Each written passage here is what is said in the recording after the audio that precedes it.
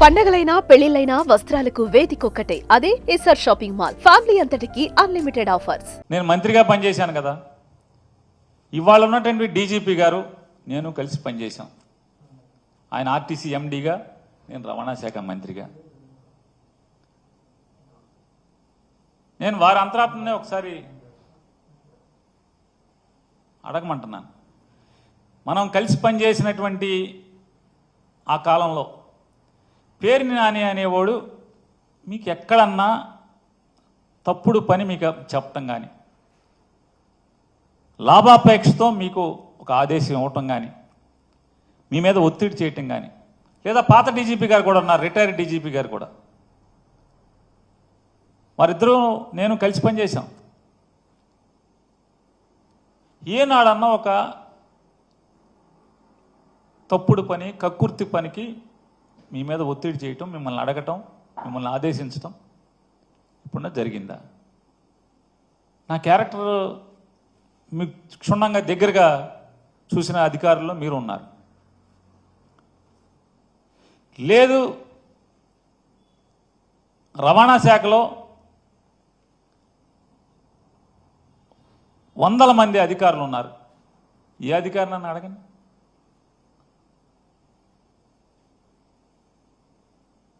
ఇవాళ నా గురించి చెడుగా మాట్లాడుతున్నటువంటి ఒక మంత్రి గారు, ఆయన తల్లకిందులు తపస్సు చేసి చేయని ప్రయత్నం లేదు.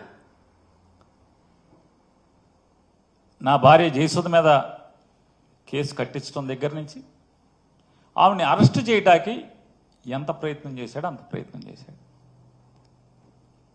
కానీ ఏ మాటకు ఆ మాట దీంట్లో చెప్పుకుని తీరాలి. చంద్రబాబు నాయుడు గారు మాత్రం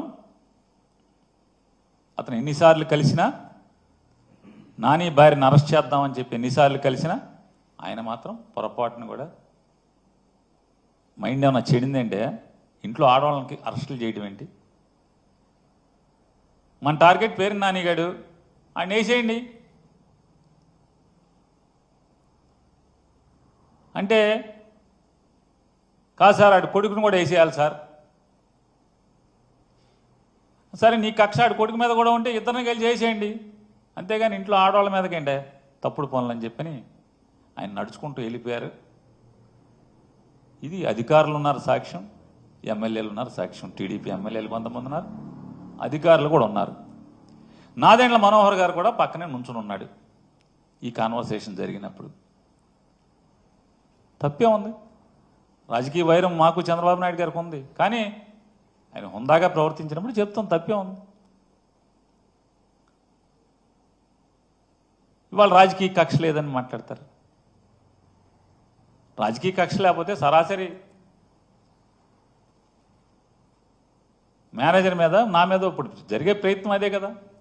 రేపో ఎల్లుండో, ఎందుకంటే 2వ తారీఖు స్క్వాష్ ఏదో వేసినట్టున్నారు మేనేజర్ ఇంట్లో వాళ్ళందరూ. 2వ తారీఖు ఏదో వాయిదా పడినట్టు ఉంది. 2వ తారీఖు లోపు ఎక్కడన్నా గాలించి ఆ మేనేజర్ని తీసుకొచ్చి అతనితో బలవంతంగా 4 పీకో 10 పీకో తెలకాయితల మీద సంతకాలు పెట్టించి నా పేరు రాసుకుని నన్ను అరెస్ట్ చేయడమే కదా ఇక మిగిలి ఉన్నది. మనకు అర్థమవుతున్నది కదా, నన్ను నా కొడుకుని ఇద్దరిని అరెస్ట్ చేయడమే కదా ఇక మిగిలి ఉన్నది.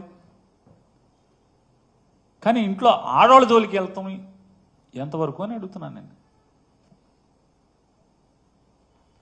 నేను అబద్ధం చెప్పాల్సినటువంటి పని లేదు. ఇది 100%, 100కి 100% జరిగింది. కావాలంటే అది బాగోదు కాబట్టి ఏ తారీఖు ఎన్ని గంటలకి ఎక్కడ కూడా నేను చెప్పగలను. ఈ కాన్వర్సేషన్ జరిగింది. చంద్రబాబు నాయుడు గారు ఆడవాళ్ళని అరెస్ట్ చేయడం అంటే, ఇంట్లో ఆడవాళ్ళని అరెస్ట్ చేస్తారేంటి? బుద్ధి లేదా అని తిట్టినా కూడా బెయిల్ రాకుండా విపరీతమైన డిలే ప్రయత్నం చేస్తూనే వచ్చారు. సుమన్ టీవీలో మీ పర్సనల్ అండ్ బిజినెస్ ప్రమోషన్స్ కోసం కింది నెంబర్కి కాంటాక్ట్ చేయండి.